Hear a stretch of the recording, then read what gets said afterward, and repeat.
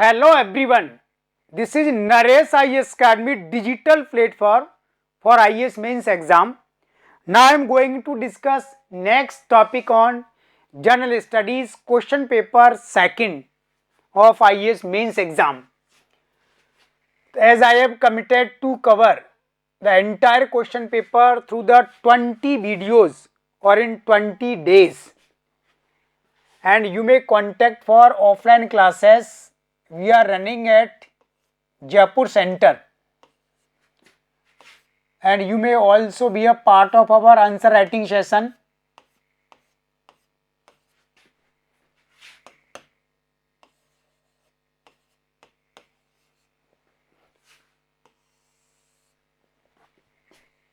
UPSC have mentioned in syllabus government policies and intervention for development and arising issues. So this is the topic. So generally I am writing here only the government policies term.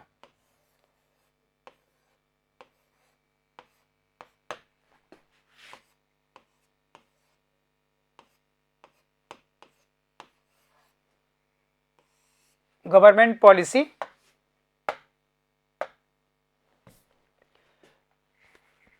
and I will explain this topic in the different dimensions. One is the reforms, economic reforms. Since 1991, second, goods and service tax GST,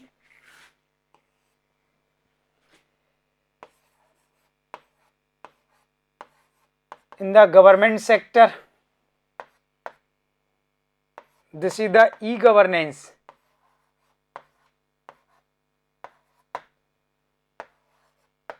and DBT, direct benefit transfer.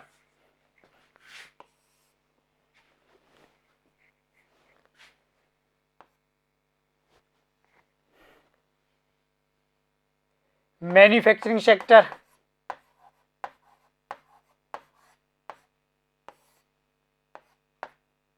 Make in India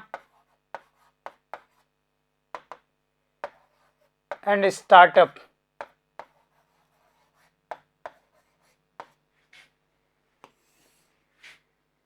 Agriculture sector,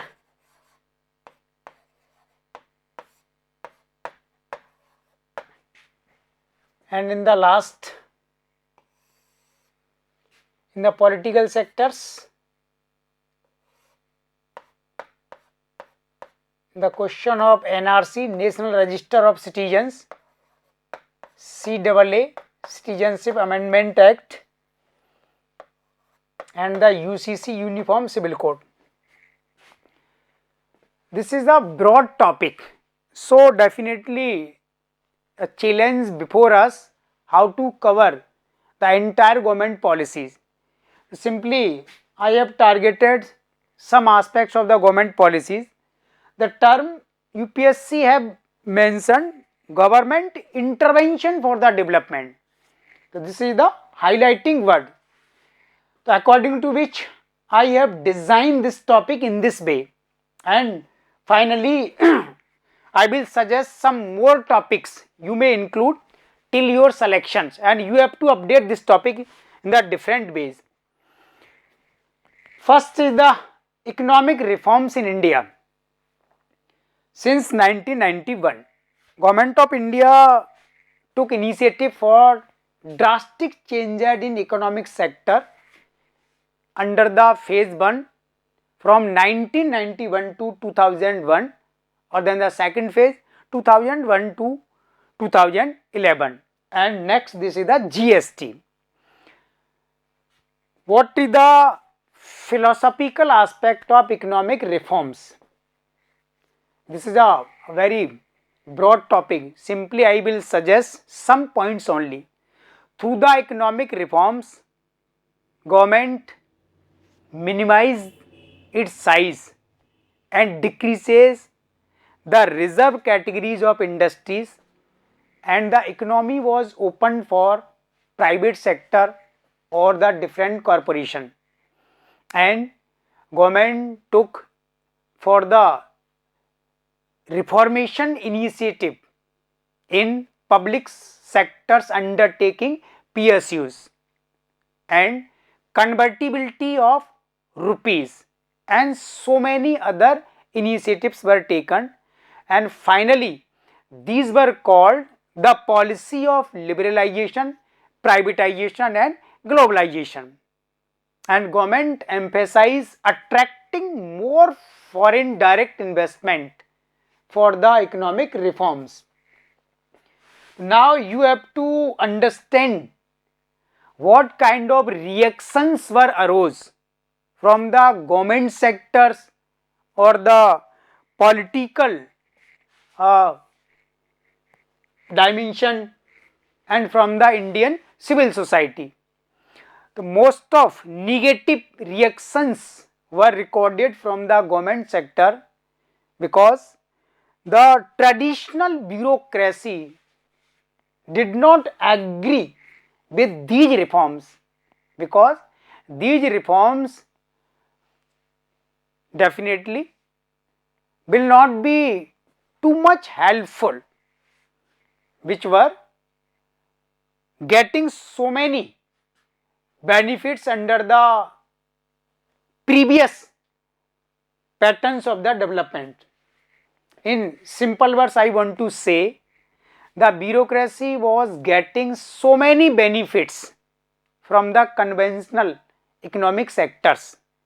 When the government started the new initiatives, then this raised a challenge before the bureaucracies, and the reforms enhances and force the bureaucracy to enhance their capacities or ability to work under the new dimensions of economies. So that's why the bureaucracy of India simply reacted to maintain their individual or vested interests, and they were not agree with this, and the development of society and country was secondary for these sectors. Different political parties also criticize these economic reforms simply on the political grounds. However, nowadays these political parties accept these economic reforms, but those time these parties realize the reforms were totally against them, and these reforms curtailed the different hidden benefits of the parties. So this is a broad topic. Then you have to study the different ways and dimensions of economic reforms and what kinds of reactions. Then in this series, government took the next initiative, the implication of GST, goods and service tax. Now government of India determined to economic integration of country from the interior side, because such efforts already prevailed in the different countries. So in India it was also considered, but when the goods and service tax was implemented in India, it was implemented after a delay of 10 years, because so many political parties or the most of Indian states denied this concept, and these criticism or oppose only stood on the political grounds. Finally, India implemented the GST law or structure in India, and now we are getting so many economic benefits through this. So then on what grounds the different communities or classes of India criticize or oppose the GST? This is the second part of your homework. Then when government of India intervened for development, this was the intervention, because the conventional economy was not too beneficial to attain socio-economic developments.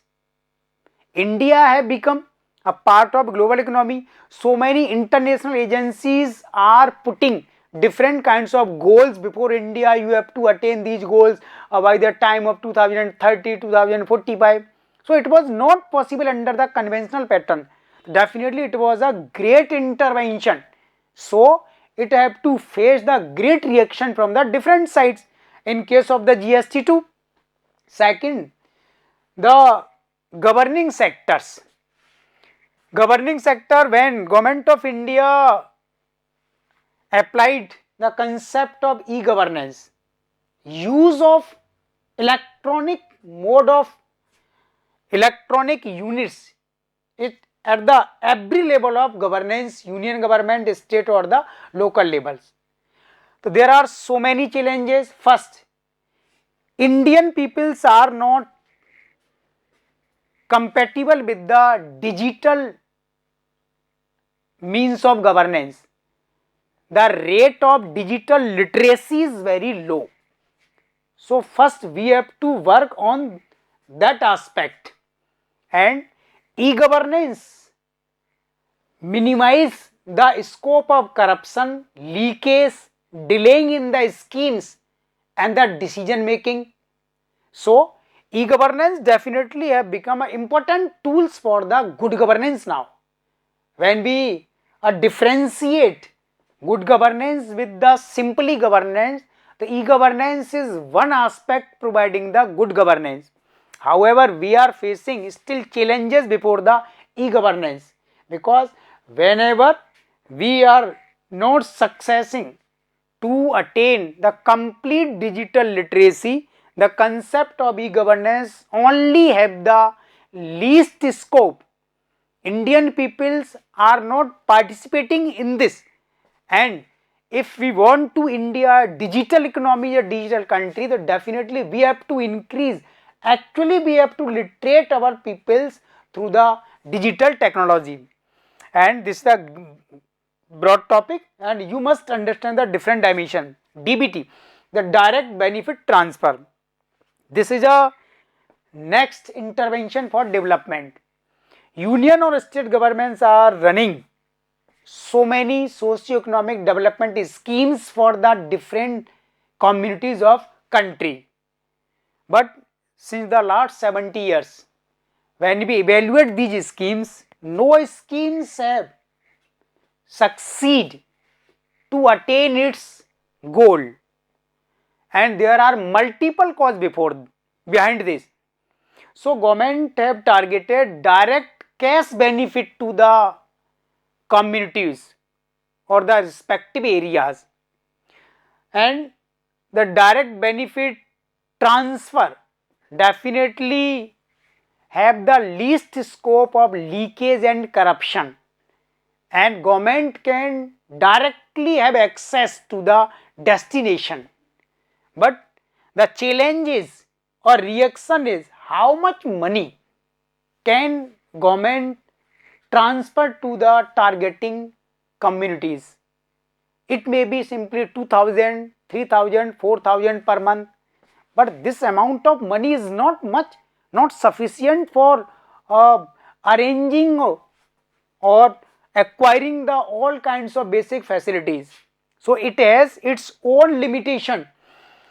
Next is in the manufacturing sector. You know, India is a weak country in secondary sector or the manufacturing sector, in the simple words, in the industrial sector. Because when we study the table of import and export, most of items in the import table belongs to the manufacturing sector. It means we have no sufficient numbers of industries or factories, and we have no sufficient industries for producing all kinds of goods and services in India, and simply we depends upon the import. This is not a good for the country. So the governments have intervened for development. Everything must be produced or manufactured in India, either by Indians or by the foreign direct investment. So government of India have started Make in India program or so many startup. the Make in India or startup, both schemes are enhancing our manufacturing sector. So this is a direct intervention. And what kind of challenge now we are facing? Their achievements are on the one side. On the another side, governments is not providing sufficient financial aid, and we have to stop the Indian talent to migrate from India to Canada, America, Germany, Japan, South Korea. And we have to bound the Indian talent to work in Indian circumstances, and now they should produce everything in India under the Make in India programs. But they have so many dreams and they required so many facilities from the government side. However, government is providing but not sufficiently. So it is a great challenge. We have to study this. And in agriculture sector, since the Indian independence or before the independence, India is a agriculture based economy, and agriculture is a great matter of India for both from the point of view of livelihood and life. And now government is targeting how to double the income of Indian farmers and how to make agriculture sector the more beneficial, just like other occupations. Governments have started so many schemes, and government have direct intervention in the agriculture sector through the land acquisition bill, contract farming, corporate farming, but they have the least scope. And now you have to find out what are the hidden causes are creating different barriers before the success of these interventions. And the matter of subsidy and minimum supporting price, MSP. Subsidy, now government is trying to rationalize this. This is because of the pressure from the international agencies. India is a member of WTO, and there are some norms imposed by WTO how much subsidy a country can provide to their peoples according to the size of their GDP. But in India it is more than it's the size of GDP. So then how can India rationalize or minimize the subsidy? If government decrease the subsidy, so guaranteed it will affect the agriculture production, or if the agriculture production is affected, so it will create a challenge before the food security. And the matter of minimum supporting price, it must be rationalized or it must be enlarged to cover all kinds of crops. We are only covering some crops of Rabi and Kharif under the MSP. However, there are more than 100 crops are produced in India. So then the agriculture sector required drastic changes for its transformation.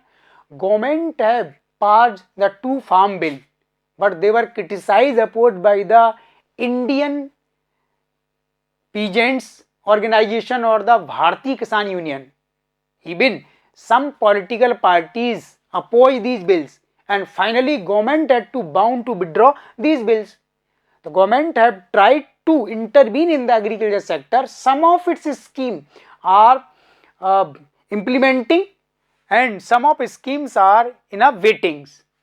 In the political sector, we can also discuss NRC, National Register of Citizen, or CAA, Citizenship Amendment Act. So these are the intervention of governments. Through these, government is targeting peoples residing in Bangladesh, Pakistan and Afghanistan, the non-Islamic peoples. Governments agreed to rehabilitation of these peoples in India. But before this, a great challenge of financing. How will India rehabilitate these communities and the other peoples, those have migrated from these countries in India from a long past, and how can government identified the illegal migrant, and the NRC or CAA are implemented, are our political parties or state governments will support or agree? So no, all the political parties or state government have not common consensus about this. So it is a burning question, debatable question, but government of India have intervened to rehabilitation for this community or to stopping the illegal migration from the different country. UCC, the Uniform Civil Code, is a expected issue in future. Government definitely have to take steps in this regard, because Supreme Courts also have directed the government to take initiative or to form the civil laws.